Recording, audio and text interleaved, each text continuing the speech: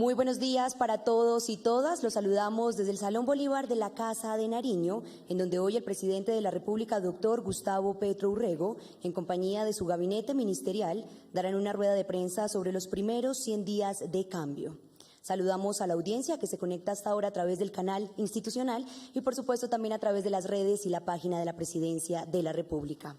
Para dar inicio, los invitamos a ver el siguiente video sobre los 100 días de gobierno. Lo que dijimos con palabras, discursos, promesas, hoy se está materializando en hechos. La voz de millones de colombianos y colombianas que han anhelado un cambio para su territorio se está cumpliendo. Estamos escribiendo juntos una nueva historia de oportunidades, entregando y titulando las tierras para el trabajo, acabando con los intereses en las deudas de quienes quieren estudiar y garantizando un ingreso para que las madres cabeza de hogar saquen adelante a su familia. Estamos avanzando en derechos, llevando el acceso al agua potable a donde nunca ha llegado, cumpliéndole a las familias con un modelo de salud público preventivo y al alcance de todos, e iniciando la mejora de viviendas en zonas rurales y urbanas. Estamos escribiendo una nueva historia en la que el diálogo es protagonista, reabriendo la frontera con Venezuela, logrando la aprobación de la que será la política de Estado de paz total, firmando un acuerdo para la compra de tierras al sector ganadero y definiendo un pacto por la justicia tarifaria. Estamos escribiendo juntos una nueva historia en la que Colombia se proyecta ante el mundo como la potencia mundial de la vida, haciendo un llamado urgente para proteger la selva amazónica y combatir la crisis climática. Estamos escribiendo lo que por muchos años millones de voces han pedido. Estos 100 días han sido solo el comienzo de las transformaciones que construiremos a pulso, unidos como un solo país, un país que clama por un cambio por la vida.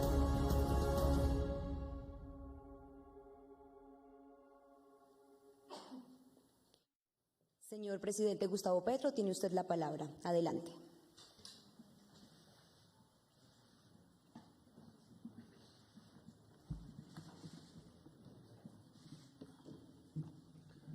Bueno, a la vicepresidenta que va a entrar, Francia Elena Márquez Mina, jefe de gabinete de la Presidencia de la República, Laura Camila Saravia, director del Departamento Administrativo de la Presidencia de la República, DAPRE, Oscar Mauricio Liscano, a las ministras, ministros, todos aquí, funcionarios del Gobierno Nacional, periodistas, aquí tenemos casi una manifestación de periodistas de los diferentes medios de comunicación nacional e internacionales.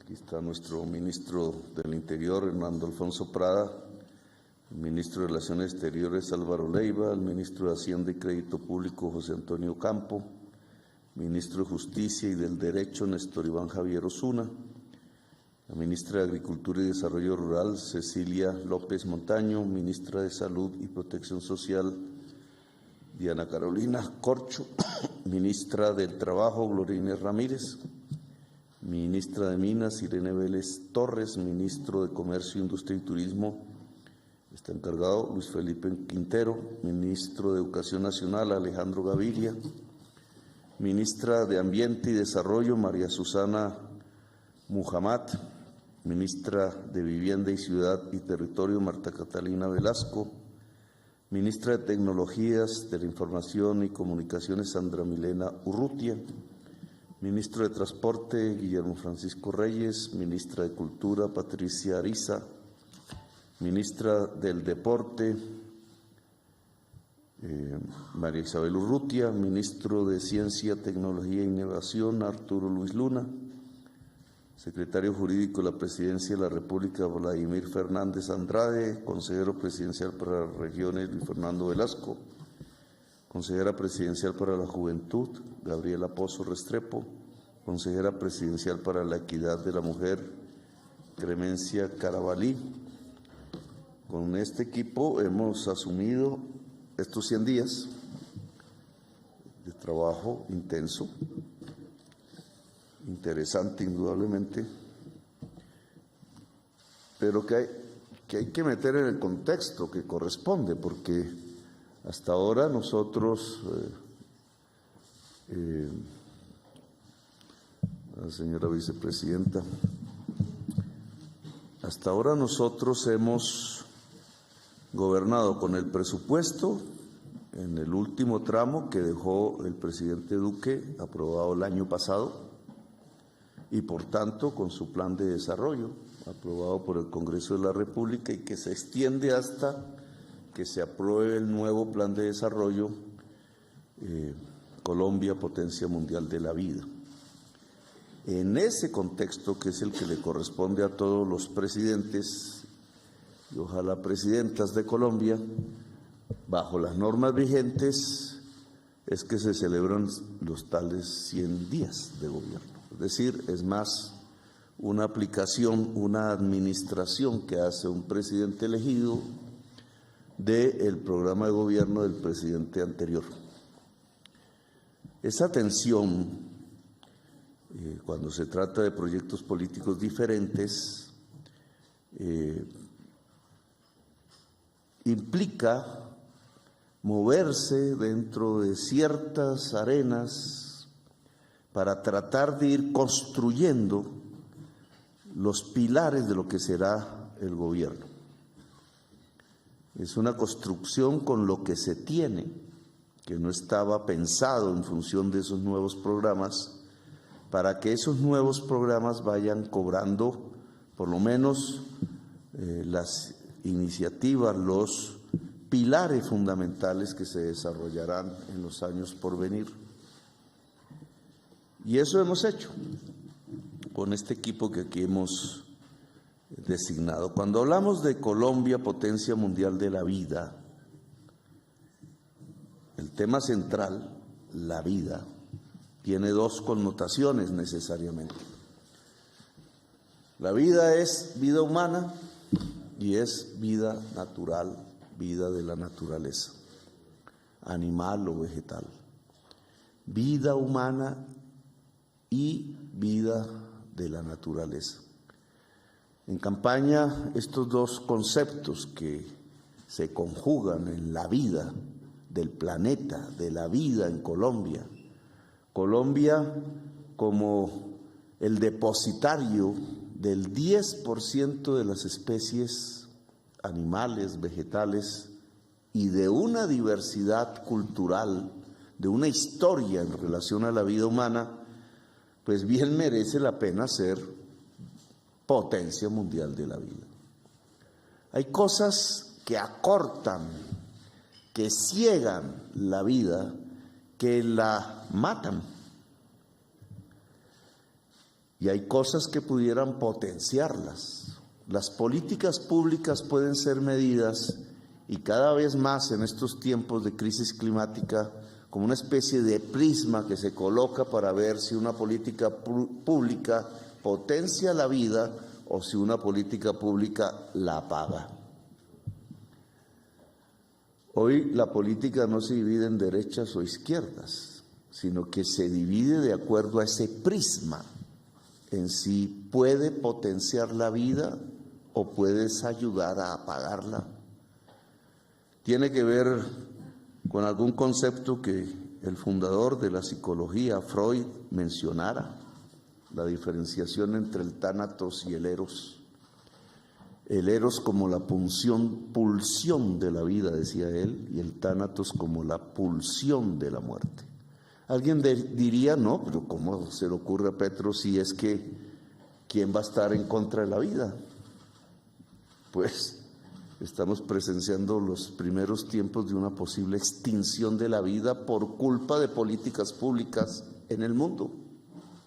Ni más ni menos, esa es la calificación de los tiempos que estamos viviendo, es la tensión que se vive hoy en todo el planeta Tierra, es lo que está ocasionando los hechos que la prensa todos los días muestra como noticias del mundo o como noticias colombianas.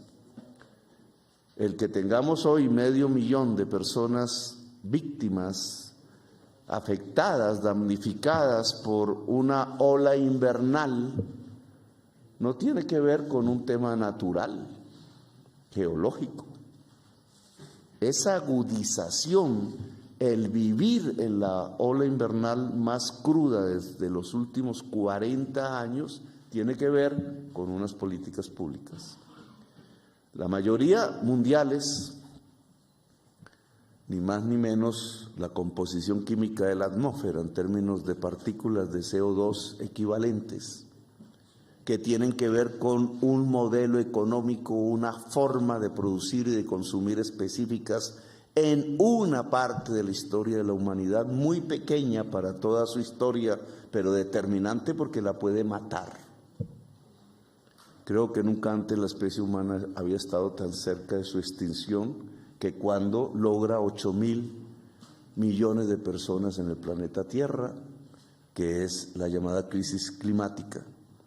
Políticas públicas que pueden entonces matar y políticas públicas que pueden hacer entonces vivir.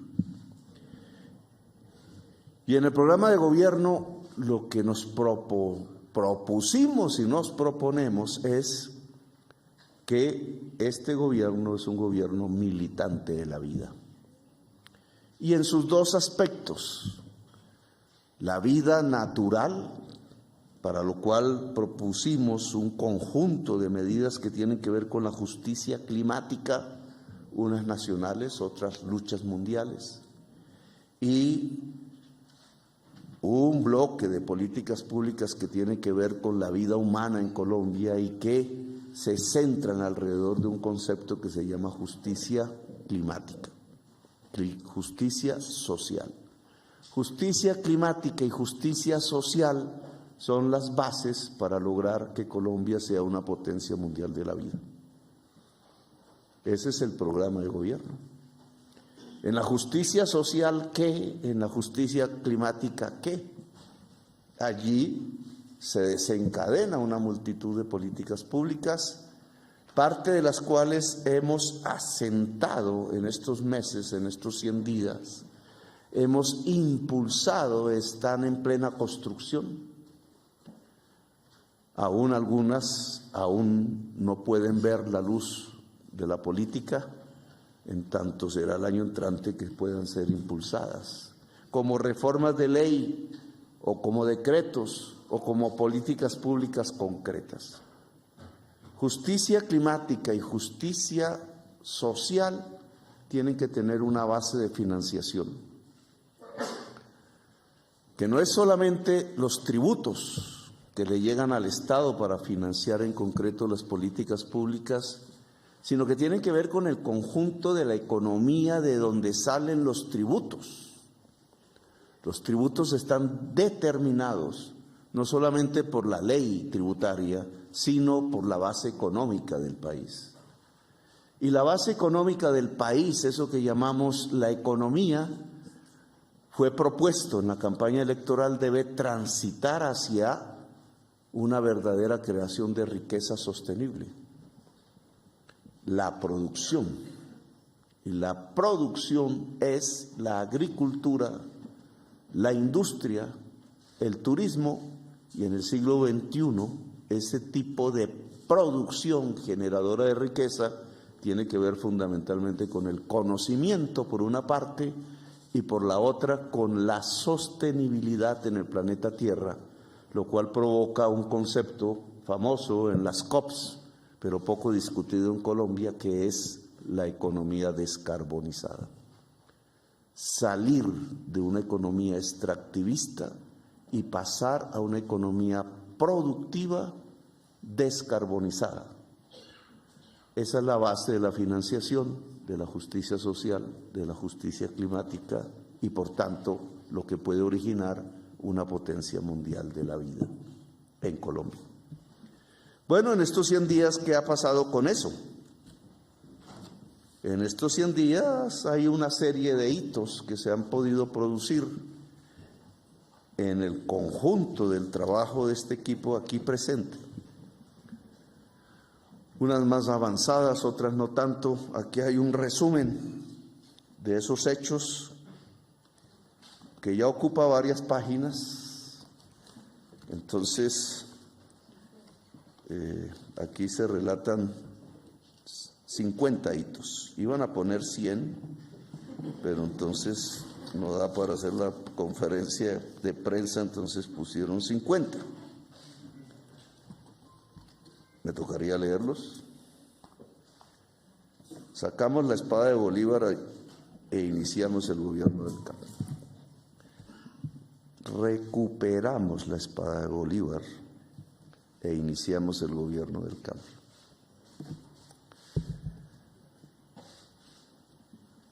Hicimos ya un programa, una política pública que comienza el año entrante, que tiene que ver con la protección de la Amazonía y que nos ha colocado como una vanguardia en la discusión de la crisis climática en el mundo.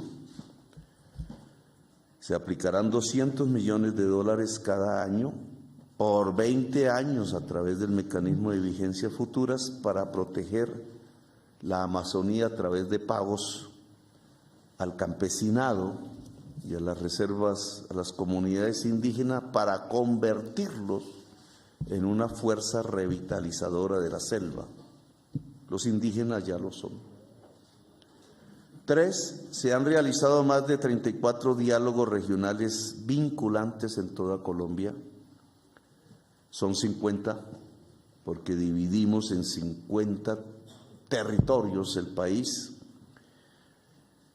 Y eso ha logrado que participen más de 200.000 personas, 200.000 personas colaborando, aportando, discutiendo su visión del territorio en el que vive para trasladar al gobierno nacional posturas comunes que harán parte del Plan Nacional de Desarrollo. Creo que nunca se había aprobado un Plan Nacional de Desarrollo desde que existe la norma con tal participación ciudadana. Se trata de aplicar en una ley que es fundamental, es una de las leyes del poder, no es una ley de trámite. Del Plan Nacional de Desarrollo se derivan prácticamente todas las políticas públicas que se harán en los próximos 4 años y los presupuestos que se presentarán al Congreso en los próximos 4 años. Y allí, en esa fuente de esa ley de poder, la base es la participación de quizás, cuando acabemos los 50 diálogos regionales, de 300.000 colombianos y colombianas, que a través del discernimiento de su visión territorial se convertirán esos discernimientos, esas visiones, en ley fundamental. Como ya se ha determinado. 4, se inició la reforma agraria, no solamente identificando, proceso que ya venía de antes, cuál es el mapa de las tierras fértiles de Colombia, de 15 a 20 millones de hectáreas. La mitad de nuestras tierras son selvas. 44 millones de hectáreas tienen nuestras selvas, la mayor, la selva amazónica. Ahí no se puede sembrar en general, ahí no se puede ver el territorio como un instrumento productivo, ahí no se debe explorar minerales, ahí es el reino de la vida humana y natural, porque sin esas selvas llegaríamos al punto de no retorno en el camino de la extinción de la humanidad. He ahí la importancia. Por tanto, en el resto del país hay unas tierras que pueden servir para ganaderías, hay unas tierras que pueden servir para conservar el agua que fluye. Uno de los primeros potenciales del mundo en términos de agua, hay unas tierras que pueden servir, gracias al agua, para sembrar. Esas son las tierras fértiles. Y van entre 15 y 20 millones de hectáreas, solo que nuestra agricultura no está ahí prácticamente. la agricultura de alimentos. Solo que nuestra agricultura de alimentos ocupa 2.5 millones de hectáreas. Y entonces, ¿qué pasa con el resto? Que no están en las tierras fértiles, sino que están en las montañas, los campesinos, a veces en los bordes de la selva, a veces en los bordes de las aguas, en territorios inundables. Pues que estas 15 o 20 millones de hectáreas fértiles han sido acaparadas en la historia de Colombia y tienen solo unas ganaderías extensivas, porque aquí el móvil no ha sido el que la tierra fértil es un instrumento para la producción y tiene una función social que es alimentar al pueblo y a la humanidad, sino que simplemente son un sinónimo de poder. Con los poseedores, detentores y propietarios de estas tierras hemos llegado a un acuerdo, que es el punto 5. En general, bajo el gremio de Fedegan, se ha logrado un acuerdo para comprar 3 millones de hectáreas, las más fértiles de esas tierras usadas en ganadería extensiva, y entregarlas al campesinado. Esa es la reforma agraria y el punto 1 de los acuerdos de paz con las FARC.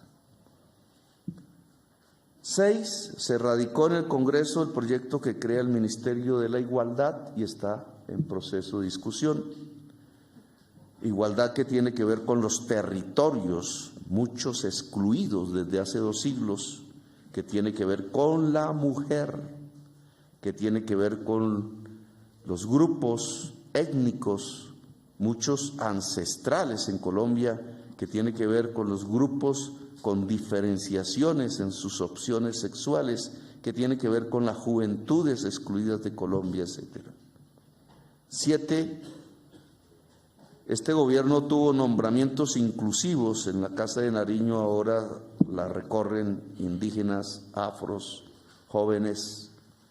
El Congreso de la República, por otras circunstancias, ya está recorrido, yo le digo, por mochileros y mochileras, por gente que nunca entraba al Congreso y que hoy se sientan en las mesas que tienen que ver con las asesorías para hacer proyectos de ley y que tienen que ver con los congresistas para hacer las leyes.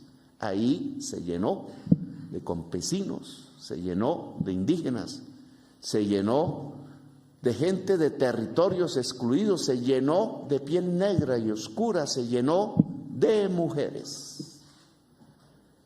El gran aporte histórico del pacto histórico es haber llevado a la mujer en una proporción muy sustancialmente superior a lo que había antes a hacer las leyes de Colombia. Y aquí también sucede ese mismo fenómeno al interior de los ministerios, de los departamentos administrativos del gobierno. 8. Se inició el programa de mejoramiento de vivienda, que tiene como objetivo inicial 18.000 mejoramientos, pero que queremos sean 100.000 por año, y que nos lleva a una política de vivienda diferente, que no es la del gran constructor que hace vivienda en escala y en grandes cantidades, sino que en grandes cantidades es el mejoramiento de la vivienda existente en los barrios populares, en donde entonces su actor principal es el albañil y la familia pobre que quiere vivir mejor.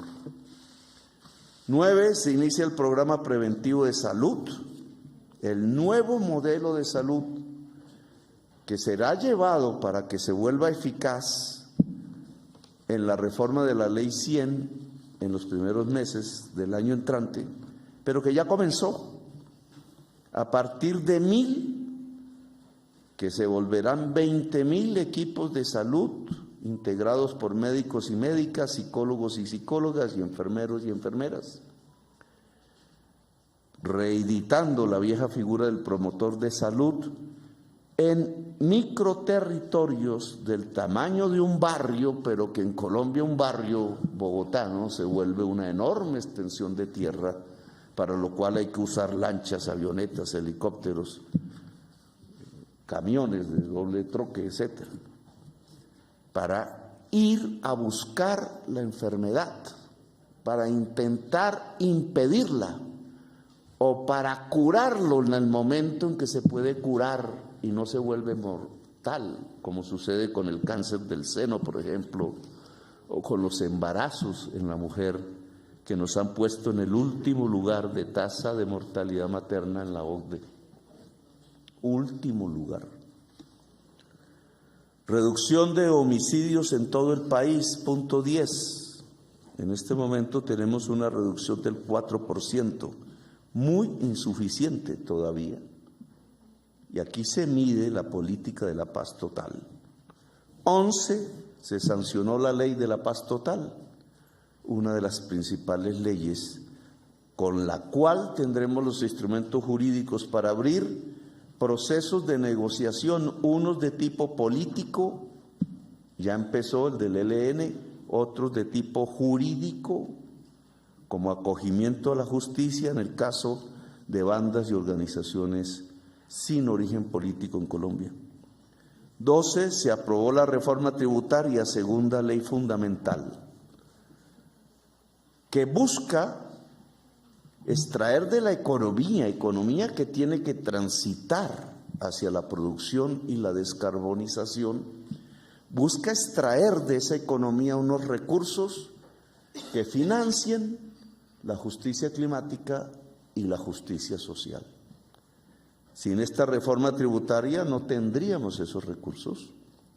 El equipo económico del gobierno logró su aprobación en el Congreso de la República, aún falta la fase de conciliación. Aquí aumenta automáticamente la capacidad del país para pagar sus compromisos internacionales de deuda. Si se junta con tener que elevar el precio de la gasolina, porque el gobierno anterior no cumplió con la deuda con Ecopetrol, pagando el diferencial entre el precio interno de la gasolina y el precio por el cual Ecopetrol importa la gasolina o compra el petróleo a precios internacionales dentro del país, estos dos mecanismos elevan sustancialmente la capacidad de pago de los compromisos internacionales de Colombia.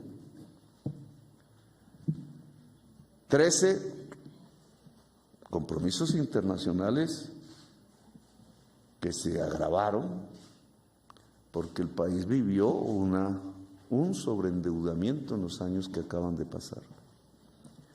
13, recibimos de Estados Unidos 12 helicópteros que no dedicamos a la guerra, sino a cuidar la selva amazónica. 14, hemos propuesto en la COP, en la ONU, es la política internacional de Colombia en materia económica, el cambio de deuda por acción climática en todo el mundo. No encuentro un mecanismo para financiar la adaptación, el pago de daños, como ya tenemos en Colombia, por una crisis climática que se agudiza por mantener el estándar de vida del ciudadano promedio en Estados Unidos, Europa y China sobre la base de fuertes emisiones de gases invernadero como el CO2 equivalente. El estándar de vida de esos países es alto a partir de un altísimo consumo por encima, lejos del promedio mundial, de carbón y petróleo per cápita. Los daños ocurren aquí, ocurren en Pakistán, ocurren en todo el planeta y son millones y serán decenas de millones y serán centenares de millones de personas las víctimas si no logramos adaptar el territorio a la crisis climática.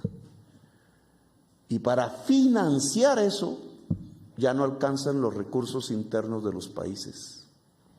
Se necesita una reforma del sistema financiero mundial en la banca multilateral que tiene un eje: cambiar porciones del endeudamiento de los países en desarrollo, bajarla para liberar presupuestos para financiar la acción climática que se necesita para reparar los daños y para preparar los países a peores eventos de crisis climática si no somos capaces en el mediano plazo de dejar los combustibles fósiles en el mundo. Colombia se ha vuelto vanguardia de esta propuesta. Hoy escuché al delegado del presidente Biden para asuntos climáticos, John Kerry, acometerla como una política pública de los Estados Unidos. Ojalá en el G20 que se reúne ahora se pueda volver una política pública mundial. Él habla de centenares de miles de millones de dólares de reducción de la deuda mundial. Pues esa es la cuantía. Solo en América Latina, para adaptarnos en las primeras de cambio a la crisis climática, necesitamos casi 200.000 millones de dólares en todo el continente. Tal el tamaño de la crisis y tal la necesidad de soluciones de urgencia que llevan a una transformación estructural del sistema económico mundial. 15. Desde Nueva York iniciamos un llamado a descarbonizar la economía, a reformar la lucha contra las drogas y a la construcción de la paz. Crisis climática, política de drogas no represiva, sino preventiva, y construcción de la paz son nuestros 3 ejes en la política internacional de Colombia y se están adelantando. 16. Nos proponemos dar un paso sustancial en la educación gratuita superior en Colombia. 17. Se sancionó el acuerdo de Escazú, tercera ley fundamental, porque esta le entrega poder a la ciudadanía para informarse, para participar y para cuidarse en todo proyecto que tenga que ver con afectaciones al medio ambiente en el país. 18. Se restablecieron las relaciones Venezuela-Colombia, lo que nos permite recuperar la frontera, lo que nos permite mejorar la calidad de vida de inmigrantes, tanto venezolanos en Colombia como colombianos en Venezuela, que son millones de personas. 19. Hemos comenzado ya a entregar las transferencias de 500.000 pesos mensuales a madres cabeza de hogar con niños por debajo de los 18 años. Este programa rompe la política asistencial de los anteriores gobiernos, que se limitaban a entregar limosnas. Ninguna transferencia a persona hecha como política social en los años anteriores sacaba a nadie de la pobreza, porque su monto era tan pequeño que ni siquiera superaba lo que el DANE ha fijado como líneas de pobreza extrema, o peor aún, como líneas de pobreza monetaria. 500.000 pesos mensuales está por encima de la línea de pobreza fijada por el DANE. Es decir, que automáticamente cada mujer que reciba este subsidio mensual sale de la línea de pobreza estadísticamente hablando. Tiene 2 objetivos. En primer lugar, que haya alimentación para los niños menores, en donde se aglutina lo peor de la desnutrición, porque aquí se vuelve irreversible. Es una política contra el hambre, es una política de dignificación de la mujer, porque estas mujeres, en general abandonadas por hombres que no cuidan su descendencia, en una sociedad machista terminan teniendo un apoyo del Estado para salir adelante y no para caer en el sifón que significa tratar de criar hijos solas en la pobreza. Generalmente mujeres jóvenes, no siempre. Y tiene un segundo objetivo, y es que hay que articular más tarde, cuando madure el programa, que llegará a 1,5 millones de mujeres. 1,5 millones de mujeres que salen de la pobreza y que sacan a sus hijos de la pobreza. En teoría estamos hablando de 3,5 millones de personas que sacamos a partir de esta transferencia, que es el embrión de la renta básica ciudadana.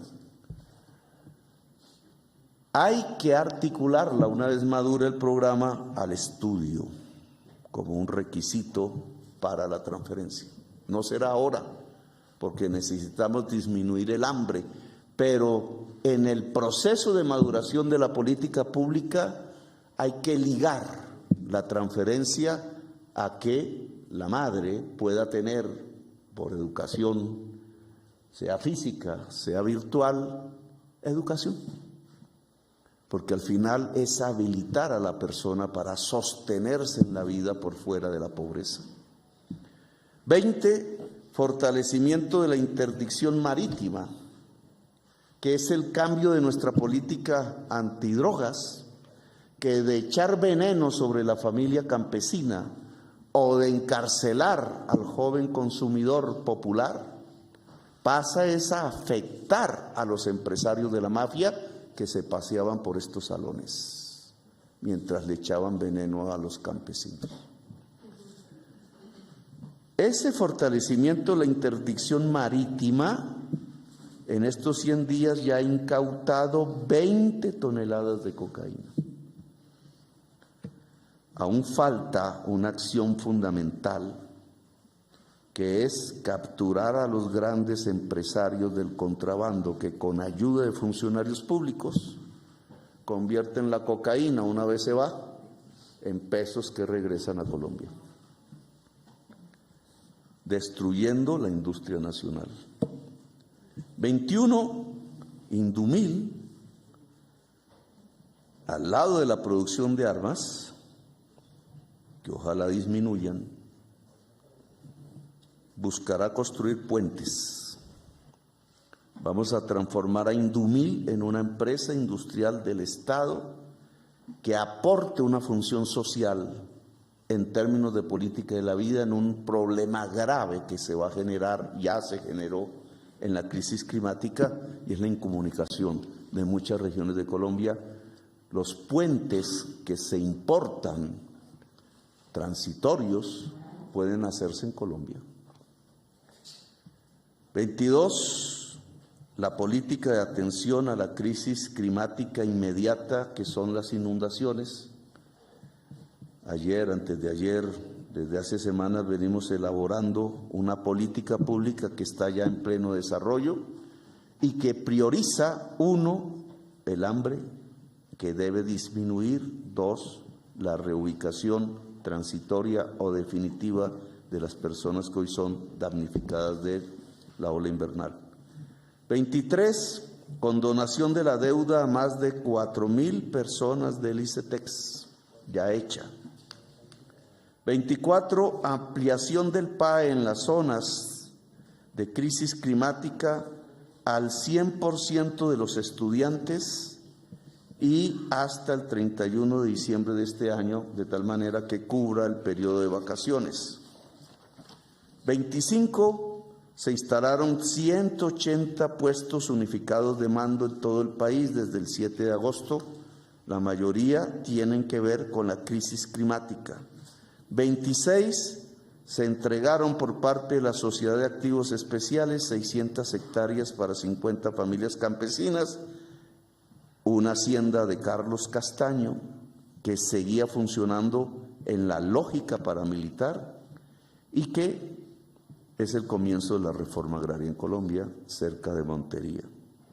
27, se regularizaron 807,000 hectáreas gracias a la titulación masiva de predios y se declararon las 2 primeras zonas de reserva campesina en las que se entregarán 74,000 hectáreas en Meta y Cundinamarca. Para información de la prensa, titular no es cambiar la propiedad, es aceptarla. No cambia la tenencia de la tierra, simplemente la formaliza en manos de campesinos que ya están ahí o de comunidades indígenas o afros. Es diferente al programa de cambiar la tenencia de la tierra, que implica comprarla de unos para entregarlas a otros. Aquí ya van 807,000 hectáreas tituladas. 28, logramos en el cambio del presupuesto que presentó el presidente Duque para el año entrante que se agregara 1.3 billones adicionales al presupuesto general para la educación en el año 2023. Esto aumentará más porque a partir de la aprobación de la reforma tributaria se presentará al Congreso en el mes de febrero una adición presupuestal al presupuesto del 2023. Hemos logrado un cambio en este año, que es cuando se aprueba, pero los nuevos recursos implicarán una adición presupuestal para financiar el programa Potencia Mundial de la Vida el año entrante. 29, lanzamos el programa de agua en La Guajira, que consiste en recuperar toda la infraestructura de agua potable existente. Ya se han identificado más de 500 infraestructuras hasta el momento, que se van a poner en funcionamiento de nuevo, porque la mayoría estaban en desuso. 30, se eliminó la visa para los colombianos que ingresen al Reino Unido. 31, se reanudaron los diálogos con el ELN. 32, Finagro otorgó más de 120,000 créditos a pequeños productores por un valor de 744,000 millones de pesos. Esto tiene que ser adicionado a lograr un subsidio a fertilizantes como insumo fundamental de la producción de alimentos en Colombia.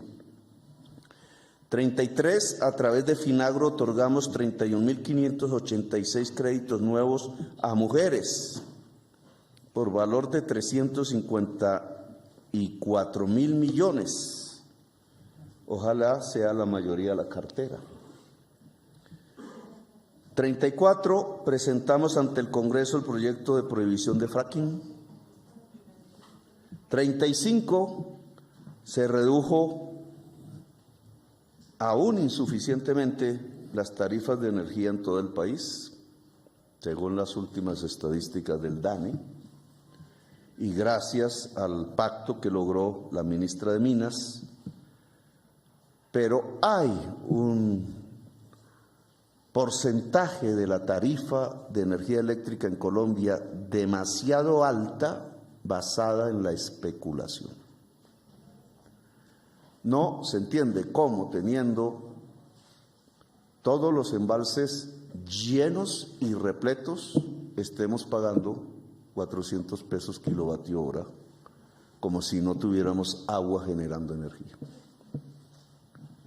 El diferencial, cuando deberíamos tener la energía más barata hoy que en muchos años de la historia de Colombia, es especulación. Y yo creo que hay que actuar. Porque a diferencia de la carne de res, donde también hay especulación, la electricidad es un insumo general de la producción y por tanto provoca un efecto inflacionario en prácticamente todos los productos de la canasta familiar. Si hay una medida antiinflación fundamental que hay que tomar en Colombia, es acabar la especulación en el campo de la energía eléctrica.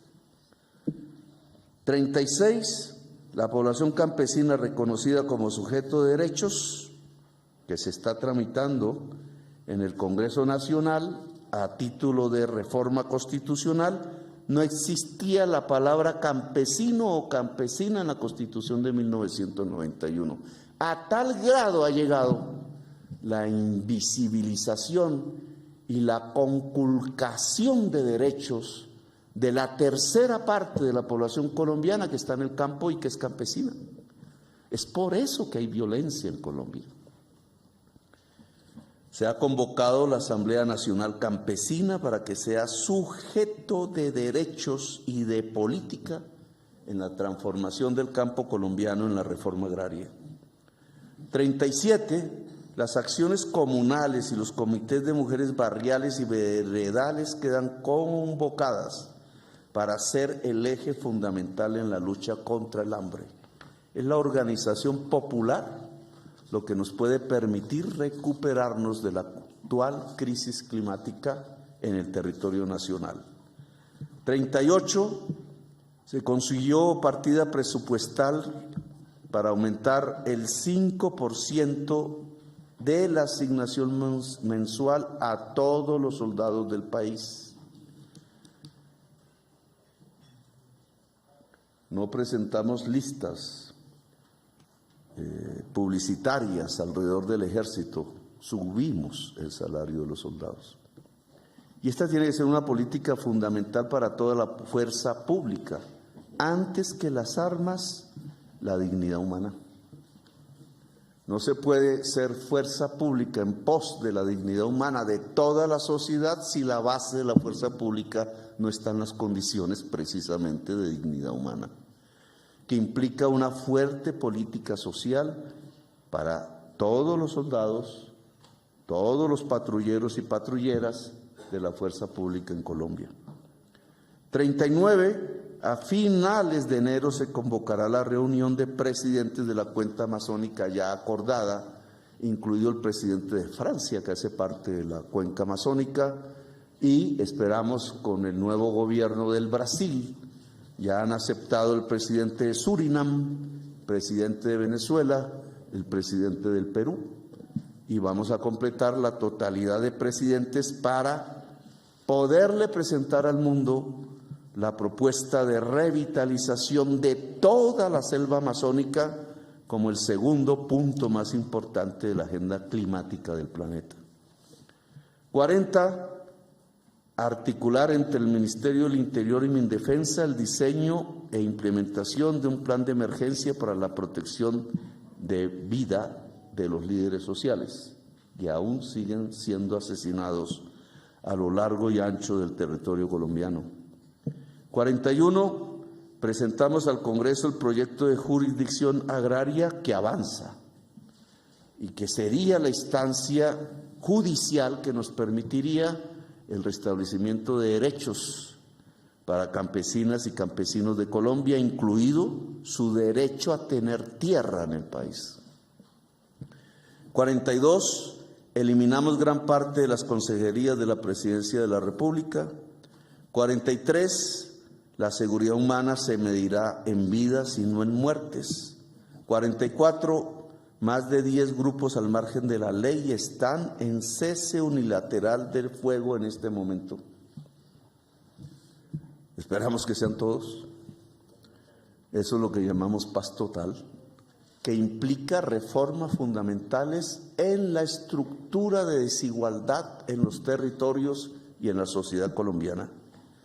45. Se aumentó el 100% el presupuesto de agricultura, reformando el presupuesto que había presentado el presidente Duque, y pasamos de 2 a 4 billones, aún hay que aumentarlo más, porque hay que financiar el catastro multipropósito, porque hay que colocar una cuantía para compras de tierras suficientes el año entrante que nos permita avanzar en las 3 millones de hectáreas como objetivo al final del gobierno. 46. Transformamos el plan de compras del Estado para contratar directamente con la Junta de Acción Comunal. La normatividad de compras del Estado privilegiaba a los grupos económicos más poderosos y a un cartel de la contratación. Lo hemos democratizado. Lo mismo buscaremos en INVIMA.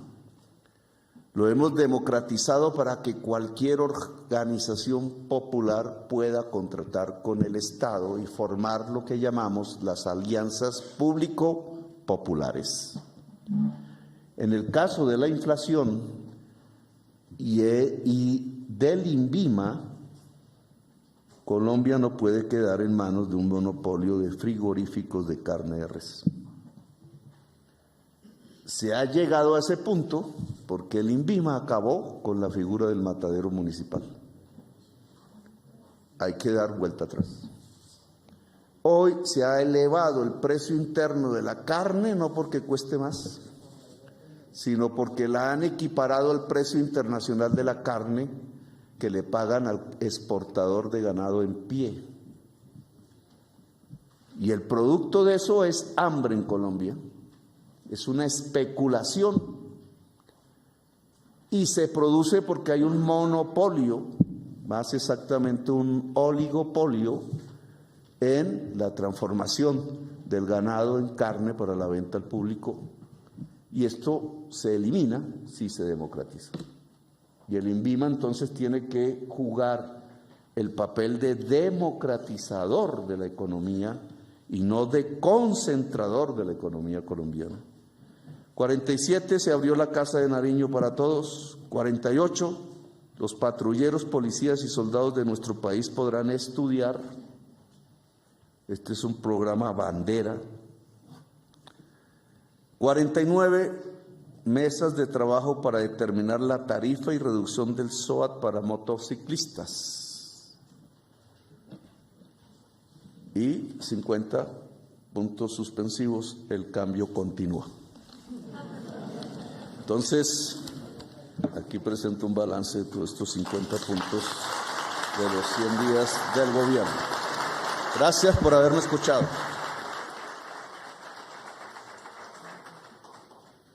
Muchas gracias, señor presidente. Ahora tiene la palabra el ministro del Interior, Alfonso Prada, portavoz del Gobierno Nacional, que dará paso a 5 preguntas de periodistas. Muchas gracias. Tienen representación en este segmento de preguntas que va a responder el señor presidente de la República, la radio, la televisión, los influenciadores, la prensa escrita, la prensa internacional y los medios comunitarios alternativos. Tiene la palabra Caroline Morales de RCN Radio. Aquí estoy. Buen día, presidente, y a todos. Presidente, usted habla de descarbonizar la economía, pero la realidad es otra. Finalmente Europa está en esta crisis energética por cuenta de la guerra entre Rusia y Ucrania. La pandemia ha hecho lo suyo, ha ralentizado de alguna manera también esta transición energética para que sea de una manera más rápida. ¿Qué tanto reconoce este gobierno, presidente Petro, esa cruda realidad de no poder o no dejar de producir estos combustibles fósiles en el corto y mediano plazo? ¿Qué tanto reconoce el gobierno esta realidad? Y también preguntarle, ¿usted podría decirnos los nombres del equipo negociador del gobierno que dialoga en este momento con la guerrilla del ELN? Esa la voy a responder, pero las preguntas, de acuerdo al tema, invitaría a que los ministros y ministras le respondieran ahora. Los ministros y ministras quedarán a disposición de ustedes para, en sus temas, recibir sus inquietudes y hacer las entrevistas, ya profundizando en aspectos particulares. Lo que usted dice es eso, es cierto, no, que si reconozco no, pues esa es la evidencia, y es un retroceso de la humanidad. O sea, eso no es para aplaudir. O sea, lo que hicimos fue acelerar el cronómetro de la extinción. Por eso la política internacional de Colombia en relación al conflicto en Europa es tregua, diálogo y paz, que será presentada el 25 de noviembre al conjunto de los presidentes latinoamericanos para una declaración común, si es posible. Nosotros estamos es por la paz del mundo, porque si no, como lo dije en la COP, estamos perdiendo los tiempos cortos que tenemos para salvar de la extinción la especie humana. La ciencia ha dicho que quedan 10 años para tomar las medidas que impidan que lleguemos al punto de no retorno. Si esos 10 años lo usamos en guerra, se acabó. Así de simple y así de grave. Hablando con el canciller alemán, con el primer ministro Scholz en Egipto, tuvimos una entrevista bilateral, que es el país que, dependiendo del gas ruso, ahora en el invierno ha decidido prender sus termoeléctricas en base a carbón, que es un retroceso verdadero. Ha dicho que él compensa a la humanidad, porque si bien va a aumentar su demanda de carbón ahora, va a adelantar el cierre de esas termos que estaban para el 2038 al 2030. Es decir, que a pesar de que ahora hay un incremento sustancial de consumos de gas, carbón y petróleo, lo que va a venir, si logramos frenar la guerra, es una caída sustancial de esos consumos. En la OCDE, en mi reunión en la OCDE en París, se nos entregó un estudio, acababan de presentar a la OCDE, de la Agencia Internacional de Energía, que calcula, son 500 páginas, calcula las demandas de petróleo y carbón del mundo para 2030-2050. Para el caso del petróleo, en el 2030 se tendrá el 75% la demanda actual, para el 2050 el 60%. Como bien lo anotó César Ferrari, los consumos de petróleo, los productos del petróleo que saldrán son los más caros, es decir, los crudos pesados, quedarán los más livianos en el tiempo de aquí a 7 años. Colombia tiene crudos pesados. Entonces, digamos, tenemos un tiempo que es corto, depende de la perspectiva, en donde tenemos que garantizar las transiciones que se necesitan. Ya hablaremos de este tema más particularmente, porque no es digamos, fácil. Entonces, ¿cuáles son las opciones? Turismo, hidrógeno verde, y lograr disparar la construcción de una estructura productiva, económica en el país, en términos de agricultura y de industria, que es todavía mucho más complejo. Pero son las opciones que tenemos para una realidad mundial que tenemos, como dice tu pregunta, que aceptar. Y es la disminución en el mediano plazo de demandas por los productos que son los principales productos de exportación de Colombia. Si no nos preparamos, habría una crisis de balanza de pagos. Es deber de este gobierno, así ese 7º año no esté aquí en mi gobierno, pero está en el próximo gobierno, preparar las condiciones sólidas para que la balanza de pagos de Colombia no sufra daño en el proceso de transición que el mundo se ha impuesto.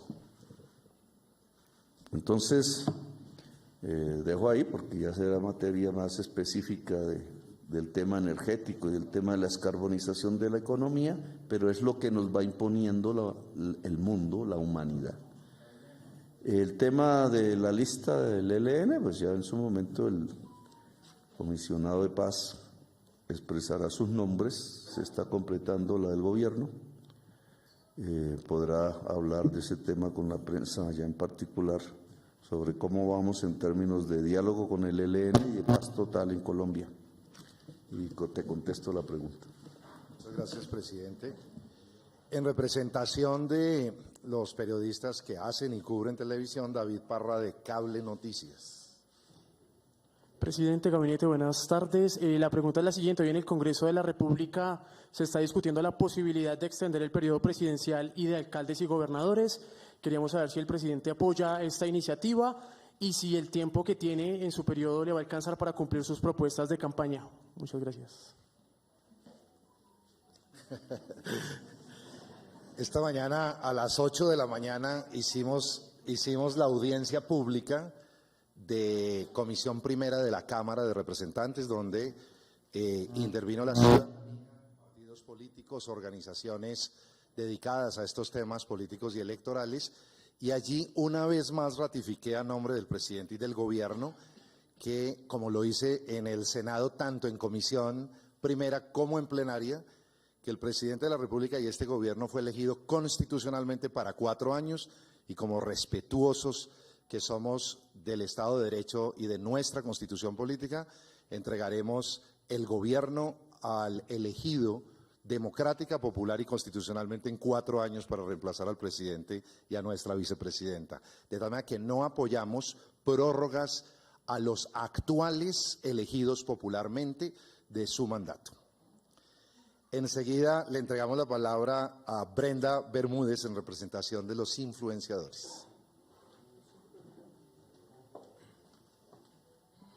Muy buenas tardes a todos los presentes. Desde Voces Revista Digital, nuestra pregunta es: si bien la juventud es protagonista del cambio y fuimos quienes decidimos quién gobierna este país, ¿cuál es el rol en el gobierno del cambio con los jóvenes y las mujeres en cuanto a las garantías de acceso a la educación, el fortalecimiento del sistema de participación incidente y segura para quienes construimos país, y los compromisos en cuanto a la reforma al Estatuto de Ciudadanía Juvenil? Y por último, ¿cómo se garantizará a nosotros los jóvenes que estemos en cargos del gobierno? Muchas gracias. Alejandro Gaviria, ministro de Educación. Muy buenas tardes ya a todos y todas. El presidente ya lo dijo, y lo dijo con una palabra que esperamos: un aumento sustancial, fue el adjetivo que utilizó, en la educación superior, incluido el SENA. Nosotros estamos hablando de una meta de 500.000 jóvenes que ingresan a la educación superior adicionalmente en el cuatrenio. Para contextualizar esta meta, en los 30 años que han pasado desde la aprobación de la Ley 30 del año 1992, el aumento de la cobertura del sistema público universitario ha estado entre 150 y 200.000 personas. Entonces es una meta ambiciosa. Para eso estamos discutiendo, entre otras cosas, la reforma a la Ley 30 del año 92. El último ajuste que le hicimos al Presupuesto General de la Nación contiene el aumento más grande en los recursos que van a las universidades públicas de Colombia, creciendo IPC más 5 puntos porcentuales. Estamos reformando el modelo de aseguramiento de la calidad para que las universidades innoven. Ya el presidente se refirió de manera exhaustiva también a lo que se hizo al ICETEX. Esto es, el cambio continúa. Este es un comienzo para ir construyendo una sociedad más justa, más digna y más decente para los jóvenes. Gracias. En representación de la… Gabriela, consejera presidencial de Juventud. Bueno, muy buenas tardes. Buenas tardes para todos y todas. Bueno, respecto al tema de la reforma del Estatuto de Juventud, desde la Consejería Presidencial para la Juventud hemos lanzado una ruta de estímulos, la cual es un mecanismo de participación desde los procesos locales, distritales, departamentales, que llegarán a los consejos y las plataformas nacional para construir lo que será las garantías de participación para los consejeros y los jóvenes que están en las plataformas de juventud, de cara al Plan Nacional de Desarrollo, que también servirá como insumo para la reforma del Estatuto de Juventud. Hay unos proyectos de ley, nos servirá como insumos también. La idea es poder pensarnos una reforma del Estatuto de Juventud que sea vinculante, incidente para toda la juventud colombiana y que permita tener las garantías suficientes de participación. También se realizará un encuentro nacional de juventud el 1, el 2 y el 3 día de diciembre en la ciudad de Medellín, en el cual pues participará, esperamos una participación de 2.500 jóvenes a nivel nacional y de cara al Plan Nacional de Desarrollo y a la reforma del Estatuto de Juventud. Queremos ofrecerle la palabra a nuestra consejera presidencial de Mujer. Muchas gracias. Bienvenida. Buenas tardes para todos y para todas. Con relación a la participación de la mujer, pues creo que este ha sido uno de los sectores de la población con mayor participación en los diálogos vinculantes. Con mi equipo he tenido la oportunidad de acompañar casi todos los diálogos que se han hecho a lo largo y ancho del país y hemos podido ver esa enorme participación de las mujeres, como siempre, por la construcción de un país en paz, de un país con justicia social, de un país del cambio, donde quepamos todos y todas. Por otro lado, el presidente también ya ha sido, pues en su informe, nos ha informado de las acciones de inclusión que se están haciendo, especialmente en las relacionadas con garantizar condiciones para que las mujeres madres de familia puedan no solo sacar adelante a sus hijos, a sus familias y a su comunidad, porque nuestra labor también es una labor de comunidad, sino también que nos estamos pensando cómo garantizamos condiciones para que las mujeres jóvenes especialmente podamos estudiar.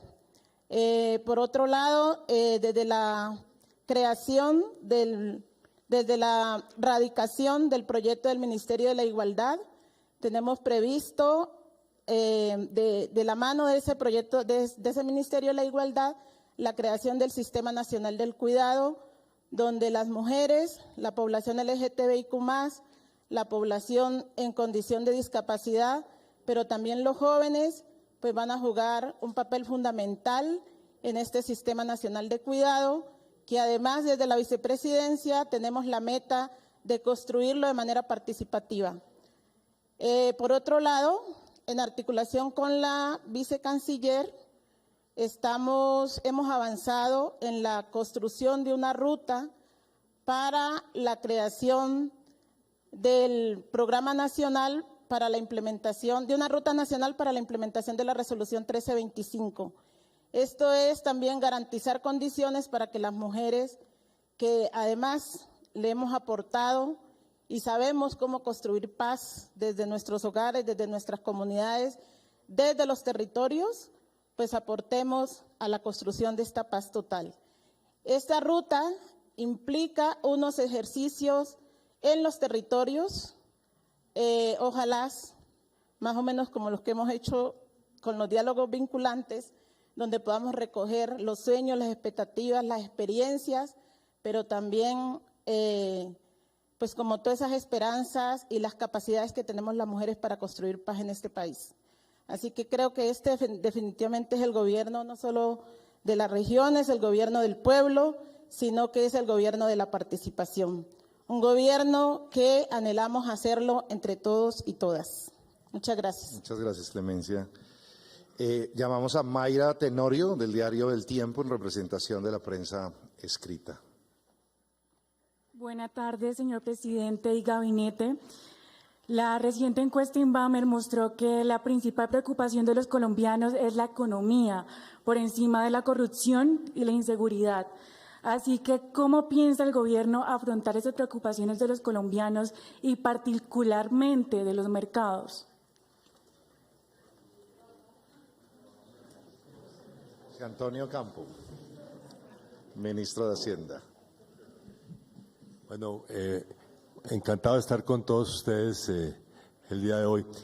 Bueno, la tarea es compleja en razón digamos, de los efectos internacionales que se están viviendo debido pues a la inflación, que es un fenómeno mundial que en gran medida asociado a la invasión de Rusia a Ucrania y los impactos que ha tenido sobre precios de alimentos, fertilizantes, precios de productos de petróleo y carbón.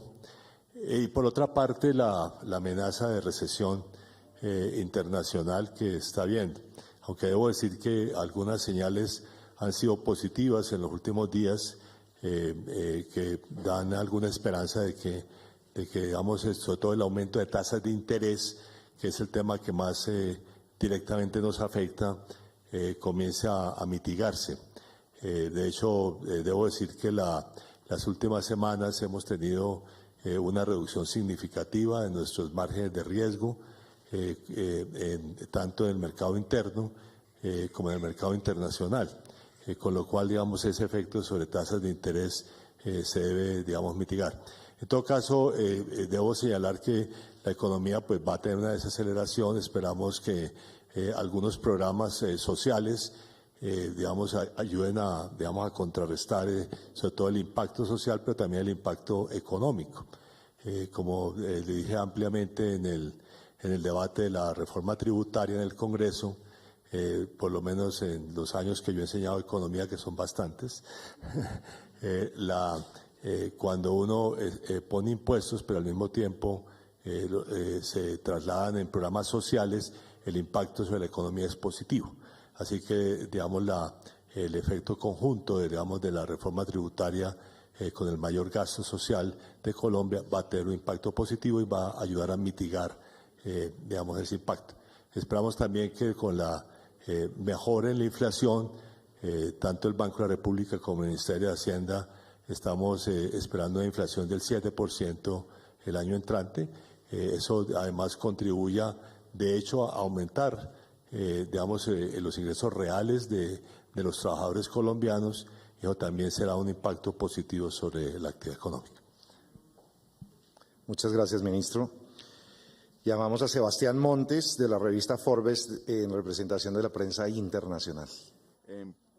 Presidente, vicepresidenta, ministros y consejeros, buenas tardes.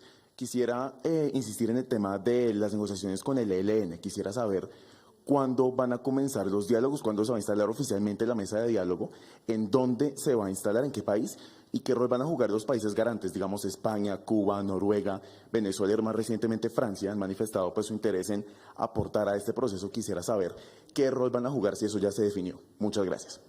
Le trasladamos la palabra a nuestro alto comisionado para la paz, doctor Danilo.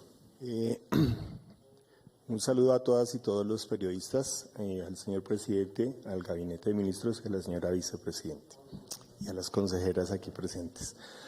El proceso con el ELN va en paso firme, se aplicaron los protocolos, como de todos es conocido.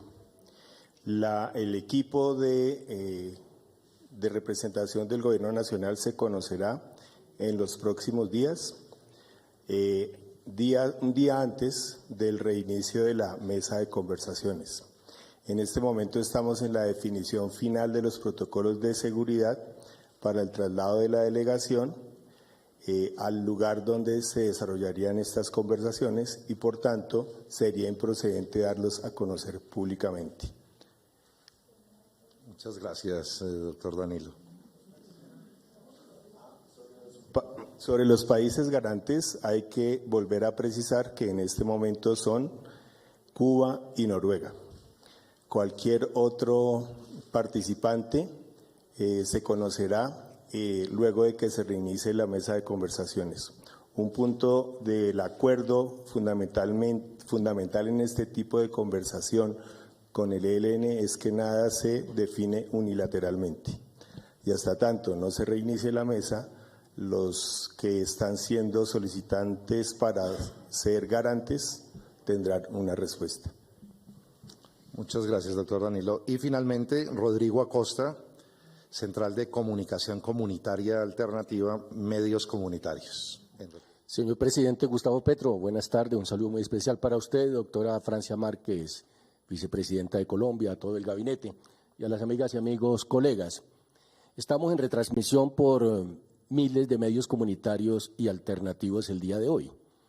Y me ha correspondido hacer una pregunta considerando la necesidad del acceso al conocimiento, la cultura, de la libertad de expresión, del libre ejercicio y pleno del derecho a la comunicación. El acuerdo de paz contempla el fortalecimiento de los medios comunitarios y alternativos. ¿Qué consideraciones, señor presidente Gustavo Petro, tiene usted o su gabinete en torno a ese fortalecimiento de la comunicación comunitaria alternativa, pero también de la accesibilidad a Internet? Estamos hablando de más de 6.000 operadores pequeños en los municipios olvidados totalmente por el Estado colombiano hasta el día de hoy, y finalmente elevar el satélite Simón Bolívar.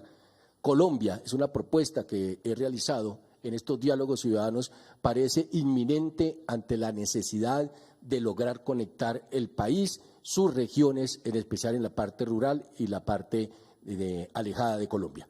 Gracias, señor presidente, y de verdad, con toda atención, agradecemos esta invitación porque por primera vez los medios comunitarios y alternativos estamos invitados en igualdad de condiciones que la prensa tradicional comercial, y por eso estamos aquí. Muy amables. Invitamos a nuestra ministra de TICS a que responda a esta pregunta. Bueno, muy buenos días para todos. En efecto, en este gobierno de cambio, algo que ya hicimos diferente es que nosotros salimos a buscar precisamente a esas redes comunitarias y a esos prestadores de Internet que, como usted muy bien lo dice, están por todo Colombia. ¿Cómo los vemos nosotros en este plan de conectividad que estamos diseñando? Como unos actores muy importantes que nos van a ayudar a cerrar la brecha en la región. En relación con el plan como tal de conectividad, lo estamos construyendo partiendo de un elemento muy importante y es que vamos a conectar con un propósito. El propósito es la productividad. Porque ¿qué ha pasado en la historia? Que logran esos proyectos interesantes de conectividad, pero se acaba el gobierno y desaparece toda la apuesta que se hizo. Entonces nosotros estamos diseñando un plan en el cual lo que queremos es agregar demanda. ¿Qué quiere decir esto? Que donde lleguen las redes de telecomunicaciones, focalicemos para que la población pueda aprender de las TIC y pueda ver como lo que es hoy en día, en el siglo XXI, una aceleradora de productividad. Ahora bien, con el fortalecimiento de las redes comunitarias, nosotros los reconocemos, los valoramos y vamos a trabajar de la mano con ustedes. Muchas gracias. Muchas gracias. Queremos invitar ya para ir cerrando a nuestra vicepresidenta Francia Márquez. Un saludo especial a nuestro vicepresidente. Equidad de género. Le estoy quitando a nuestro presidente Gustavo Petro, a todos nuestros ministros, consejeras, a todas las personas aquí presentes y por supuesto a los medios de comunicación, decirle al país que nuestra promesa de cambio está avanzando. No podemos negar que hemos encontrado trabas en términos de la burocracia institucional, pero poder decir que tenemos un excelente equipo de hombres y mujeres en su diversidad, dispuestos a devolverle la dignidad, la justicia, ¿sí?, la paz a nuestro país, creo que sigue sembrando la semilla de esperanza, nos sigue comprometiendo todos los días a todos, hombres, mujeres, quienes hoy estamos asumiendo un rol de funcionarios públicos que también compromete nuestra ética en el ejercicio de gobierno. La transparencia, ¿sí?, en el hacer del gobierno ha sido fundamental en este camino. Nuestra lucha contra la corrupción ha sido claramente definida y de manera contundente hemos sido muy enfáticos en eso. En tanto sabemos que un recurso, un peso que se pierda es la negación de los derechos del pueblo colombiano. Nuestro enfoque en términos de justicia social, yo tengo que hablar de justicia de género, de justicia racial y por supuesto, como lo ha hecho nuestro presidente, de justicia climática, ha sido fundamental. No es solo palabras, son acciones concretas que los territorios, sí, que en las regiones periféricas la gente lo está viendo, por supuesto, sí, cada líder social que pierde la vida, que es asesinado en nuestro país, nos duele, nos preocupa y nos seguimos enfocando en salvaguardar la vida. Cada niño o niña que muere de hambre en nuestro país sigue siendo una preocupación, por eso nuestro énfasis en parar el hambre, ¿sí? Cada territorio que se destruye, cada comunidad que se confina en términos del conflicto armado es una preocupación constante para el señor presidente, para nuestros ministros y ministras y para todo el gobierno nacional. Así que estamos comprometidos. De manera especial tengo que decir que mi tarea aquí es liderar la política de la igualdad. Esperamos que el Congreso apruebe pronto ese proyecto de ley para que los nadies, las nadies de este país tengan un lugar, que sientan que por fin o por primera vez siente que el Estado les arropa, que el Estado les protege, que el Estado les cuida. La igualdad para los jóvenes en términos de oportunidades de acceso a educación. Vengo de un territorio donde la oportunidad para un joven era tomar el arma. Hoy creo que la oportunidad de tomar un lapicero hace la diferencia. Por supuesto, nuestro compromiso con las mujeres. No va a haber igualdad de género en términos de la garantía de los derechos de las mujeres si no trabajamos una política de autonomía económica para las mujeres. Generar la independencia económica de las mujeres en nuestro país es ayudar a evitar que las mujeres sigan siendo violentadas en sus derechos. La política de igualdad para los pueblos étnicos, indígenas, afrodescendientes, palenqueros, rom, es y sigue siendo una tarea. Por eso acompañamos en la COT al presidente, porque no solamente queremos que se avance en frenar la deuda en términos del cambio climático, sino la deuda en términos de, el racismo y la discriminación y el patriarcado que, por supuesto, en estos efectos del cambio climático afectan de manera desproporcional a estas poblaciones. Es muy importante todo este trabajo que estamos haciendo.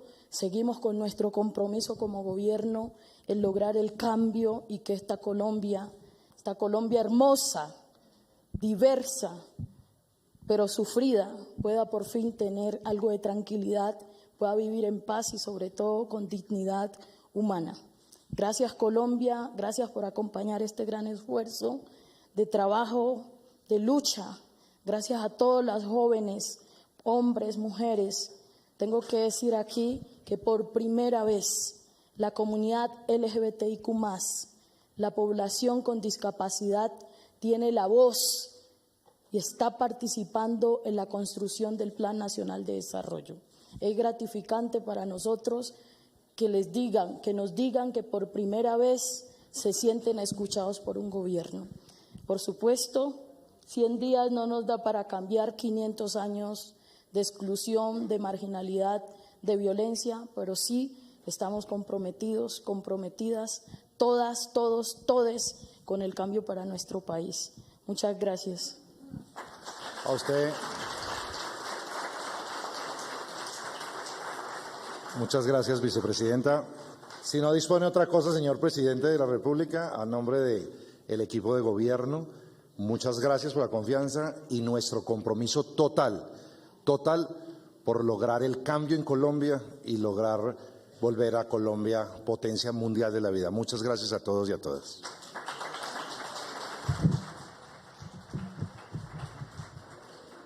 Muchas gracias. De esta manera damos por finalizada esta importante rueda de prensa. Nos despedimos dejándolos con el siguiente video que resume los primeros 100 días de gobierno. Feliz tarde. Lo que dijimos con palabras, discursos, promesas, hoy se está materializando en hechos. La voz de millones de colombianos y colombianas que han anhelado un cambio para su territorio se está cumpliendo. Estamos escribiendo juntos una nueva historia de oportunidades, entregando y titulando las tierras para el trabajo, acabando con los intereses en las deudas de quienes quieren estudiar y garantizando un ingreso para que las madres cabeza de hogar saquen adelante a su familia. Estamos avanzando en derechos, llevando el acceso al agua potable a donde nunca ha llegado, cumpliéndole a las familias con un modelo de salud público preventivo y al alcance de todos, e iniciando la mejora de viviendas en zonas rurales y urbanas. Estamos escribiendo una nueva historia en la que el diálogo es protagonista, reabriendo la frontera con Venezuela, logrando la aprobación de la que será la política de Estado de paz total, firmando un acuerdo para la compra de tierras al sector ganadero y definiendo un pacto por la justicia tarifaria. Estamos escribiendo juntos una nueva historia en la que Colombia se proyecta ante el mundo como la potencia mundial de la vida, haciendo un llamado urgente para proteger la selva amazónica y combatir la crisis climática. Estamos escribiendo lo que por muchos años millones de voces han pedido. Estos 100 días han sido solo el comienzo de las transformaciones que construiremos a pulso, unidos como un solo país, un país que clama por un cambio por la vida.